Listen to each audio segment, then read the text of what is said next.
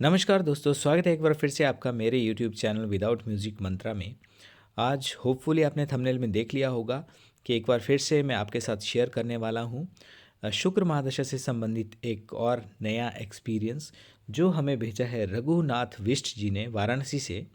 और उन्होंने टेलीफोनिक ही मेरे से बात करी थी। तो सबसे पहले तो मैं ये बोलना चाहूँगा कि जो उन्होंने मुझे अपने एक्सपीरियंसेस केतु महादशा अपनी लाइफ के प्लस शुक्र महादशा से जो कोरिलेट करके बताए हैं, तो उनके जो एक्सपीरियंस हैं वो मैं आपको तो बताऊंगा ही, लेकिन जब मैंने सुने थे तो मैं उनकी बातें सुन के पूर्णतः भावुक हो गया था कि ऐसी कंडीशंस भी हो सकती हैं। तो हम चाहे किसी भी कंडीशंस में हो, मैं यही मैसेज देना चाहूँगा अपने वीडियो के माध्यम से कि हमें फिर भी शुक्रगुजार यानी कि थैंकफुल होना चाहिए उस परमपिता परमेश्वर का कि आज अगर हमारे दिन उतने अच्छे नहीं हैं जैसे हम चाहते हैं, तो कल की हम एक बेटर फ्यूचर की अपेक्षा हम रख सकते हैं।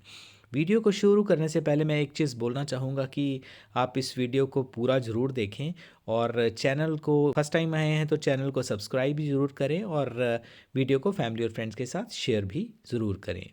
देखिए, सबसे पहले जैसे मैं बोलता हूँ कि जब भी किसी प्लेनेट की महादशा आप पर आती है, महादशा हो या अंतर्दशा हो, स्वाभाविक है कि अंतर्दशा अपने हिसाब से काम करेगी, अपनी लिमिट्स के अंदर काम करेगी। महादशा जो है वो अलग रूप से आपके ऊपर कार्यान्वित होगी। तो जब भी किसी ग्रह की महादशा चलती है तो अपने हिसाब से वो चीज़ें आप पर प्रभाव डालती हैं।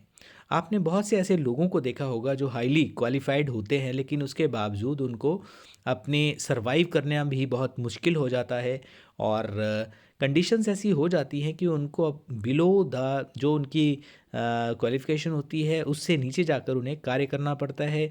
उससे नीचे जो उनका मानसिक लेवल उनके साथ मैच नहीं करता है, ऐसे लोगों के साथ जाकर उन्हें डील भी करना पड़ता है और कई बार उनसे भी नीचे यानी कि उनको एज ए सुपीरियर बॉस मान के काम भी करना पड़ता है।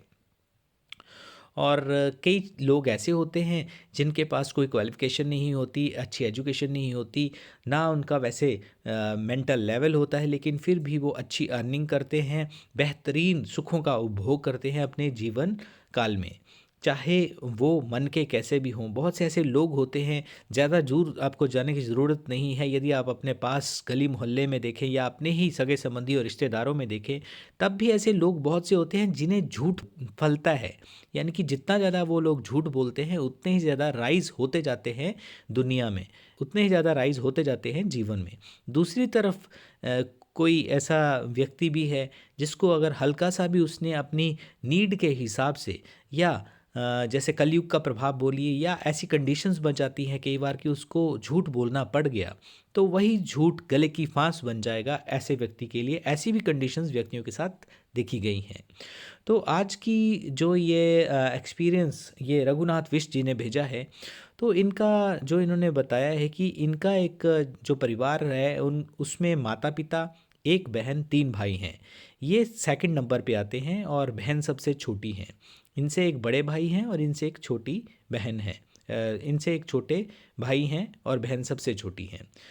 तो ये लिखते हैं कि घर में बहुत ज़्यादा गरीबी थी और ये मैं कोई केतु महादशा की बात नहीं आपसे कर रहा, बल्कि शुरू से ही जब से इन्होंने होश संभाला है इन्होंने गरीबी ही देखी है। और इनका मानना है कि एक तो होती है गरीबी और एक होती है अति गरीबी।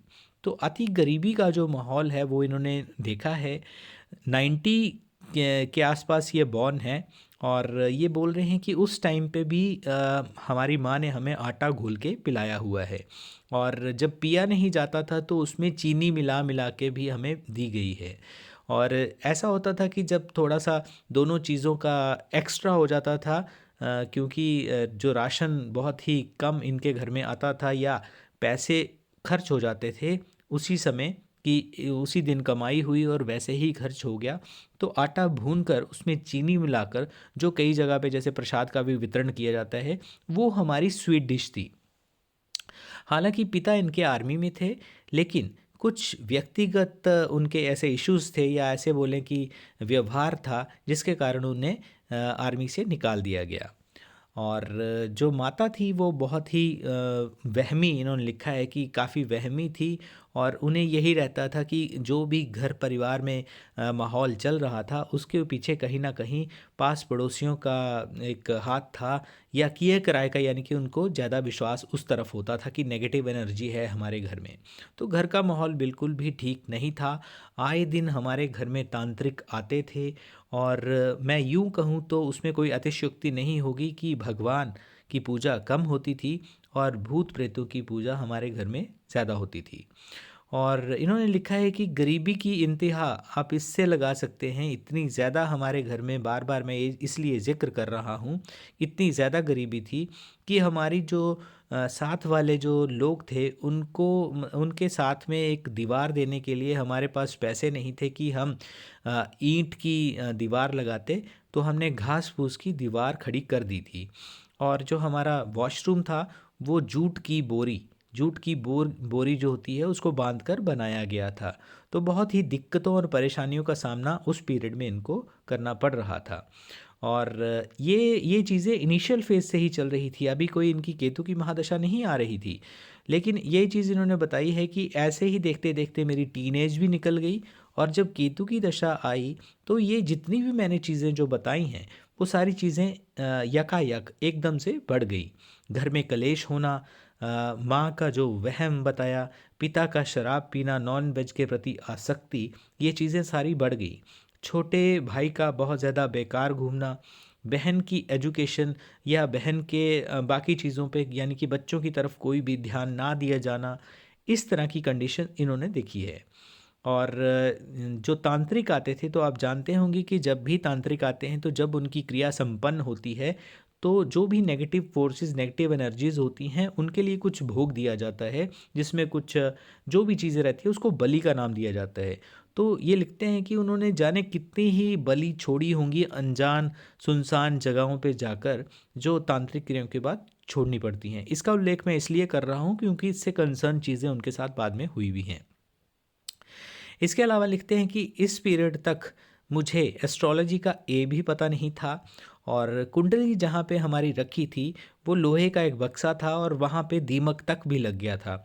हमारे सभी लोगों की यानी कि कुंडलियाँ इनकी वहीं पे रखी हुई थी और दीमक तक लग गया था और कुंडली दिखाने में या उतने पैसे ही नहीं, खाने के लिए पैसे नहीं होते थे तो ये कहाँ पे ये दिखाते, इन्होंने कभी उसका एफर्ट भी नहीं किया। और नेगेटिव फोर्सेस या तांत्रिक की तरफ जो है इनके पेरेंट्स का ध्यान ज़्यादा था। एग्ज़ाम काफ़ी दिए लेकिन क्लियर नहीं हुए। हालांकि मैं 12th इन्होंने कर रखी थी और बीए की तरफ ये कर रहे थे, लेकिन पारिवारिक हालात, आर्थिक हालात और उसकी उसी वजह से इनकी एजुकेशन बीच में ही छूट गई। पैसे थे ही नहीं, इसके अलावा कोई ऑप्शन नहीं थी कि मैं मजदूरी कर लूँ। तो इनके पास खाली यही ऑप्शन थी कि कहीं ये जो लेबर का वर्क होता है वो करें। और लिखते हैं कि पैसे आते थे तो राशन आता था, या यदि कोई घर में जैसे बीमार हो जाता था तो दो ही ऑप्शन होती थी हमारे पास कि या तो सुबह होने पर सरकारी अस्पताल में इलाज करवाया जाए या फिर इमरजेंसी में कोई टैबलेट ली जाए, चाहे कितनी भी बड़ी परेशानी हो। और प्रॉपर इलाज कभी भी नहीं करवाया। एक चीज़ और लिखते हैं कि इस दौरान जब केतु की दशा आई तो उस दौरान एक जो जैसे उन्होंने मेरे लिए बोला है कि आप जैसे बोलते हैं कि अलगाव हुआ, तो अलगाव जो है वो हमारे परिवार का एक तरह से फ्रैक्शन आ गई।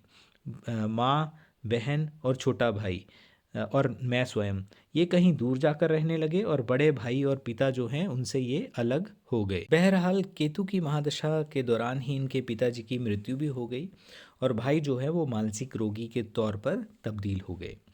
इन्होंने लिखा है कि केतु में जब बुध था तो हम अलग हो गए थे, यानी कि ये जो मैंने अभी आपको बताया कि माँ, बहन और छोटा भाई, उनको लेके ये किसी दूसरे स्थान पर चले गए और बड़े भाई और पिता अलग रहने लगे। तो इस दौरान इन्होंने अलग होकर, कुछ ऑप्शन नहीं थी तो इन्होंने मजदूरी करना ही सही समझा और मजदूरी की। इन्होंने ये लिखते हैं कि मैंने कुछ समय मजदूरी करने के बाद साथ के साथ जो मिस्त्री का काम होता है वो सीखा और उसमें मैंने एक्सपीरियंस लिया और अपनी एक टीम बनाई। और वहाँ के जो भी जैसे वाराणसी का इन्होंने लिखा है तो वहाँ के नियर बाई जो भी स्टेट्स हैं वहाँ पे जाके मैंने काम भी किया। मैंने वहाँ पे बड़ी बिल्डिंग्स का भी काम किया और सबसे पहले मैंने अपना हाथ साफ किया, जब मतलब सफाई आ गई इनके काम में। तो अकेले ये कॉन्ट्रैक्ट भी लेने लगे। अब ये कह रहे हैं कि मुझे पता ये था कि शुक्र की दशा बहुत अच्छी रहती है और थोड़े पैसे भी आ गए थे, तो मैंने अपनी कुंडली का भी विश्लेषण करवाया, जिससे मुझे पता चला कि शुक्र की महादशा मेरे लिए अच्छी जाने वाली है। तो कुछ समय के पश्चात जो है वो जैसे कॉन्ट्रैक्ट खुद से लेने लगे ये, जो भी जैसे कोई भी बिल्डिंग, जैसे घर मकान से लेकर ऑफिस, जो भी बिल्डिंग्स इनको काम के दौरान मिलती होंगी, तो उस दौरान इनके पास पैसा भी आया और खुद की शादी भी हुई। माँ की ज़रूरतें पूरी की, मन को बहुत सुकून मिला। बहन की शादी भी मैंने ही करवाई। और अगर काम के बारे में बोलूँ तो मिक्सचर भी ख़रीदा, मिक्सचर जो होता है। और इसके अलावा ट्रैक्टर ख़रीदा ट्रॉली के साथ, ट्रैक्टर ट्रॉली भी ली। अगर पीछे देखता हूँ तो पाता हूँ कि शुक्र दशा ने मुझे बहुत नहीं बहुत कुछ दिया है। मैंने खुद का घर बनाया, आज मेरे पास टू व्हीलर है, यानी कि इनके पास बाइक है, और उम्मीद करता हूँ कि गाड़ी भी जल्दी ही आ जाएगी। सबसे बड़ी बात यह है कि जो सुकून आज मैं फ़ील कर रहा हूँ वो मेरे लिए बेशकीमती है। भाई को भी मिस्त्री का काम सिखा दिया है। पिता की डेथ हो चुकी है। भाई की मानसिक स्थिति में सुधार होने में समय लगेगा, ऐसा कहा है डॉक्टर ने। ग्रहों की स्थिति की यदि बात करें तो इनकी मकर लगन की कुंडली है और लगन में ही इनके बुध और शुक्र विराजित हैं। द्वितीय स्थान में इनके सूर्य विराजित हैं। पंचम स्थान में राहु बैठे हुए हैं। सप्तम में चंद्र विराजित हैं। दशम स्थान में मंगल और शनि की युति है। एकादश भाव में केतु बैठे हुए हैं और द्वादशेष गुरु विराजित हैं। तो ये इनकी कुंडली की स्थिति है। चाहे वो आपके लाइफ पार्टनर हों जो शादी करके आपके घर परिवार में आए, या आपके घर में किसी जैसे पुत्र या पुत्री रत्न की प्राप्ति हो जाए और उनकी भी वीनस की ही महादशा चल रही हो, चाहे ये मत सोचिए आप कि वो खुद से चलने फिरने के लायक हो, लेकिन उस जीव आत्मा की तो जो महादशा चल रही है वो वीनस की ही चल रही है ना, तो उसका प्रभाव जो जितने भी निकट संबंधी होते हैं, जो कुटुंबी होते हैं, उन पर कहीं ना कहीं प्रभाव पड़ता है। और माता लक्ष्मी की कृपा पूरे घर परिवार पर भी पड़ती है और एक सुकून का जो मानसिक शांति, एक आंतरिक शांति जो होती है, उसकी अनुभूति व्यक्ति को जीवन में होती चली जाती है। तो दोस्तों ये था आज का वीडियो। आई होप कि आपको वीडियो अच्छा लगा होगा। चैनल को सब्सक्राइब करें और वीडियो को फैमिली और फ्रेंड्स के साथ शेयर करना ना भूलें।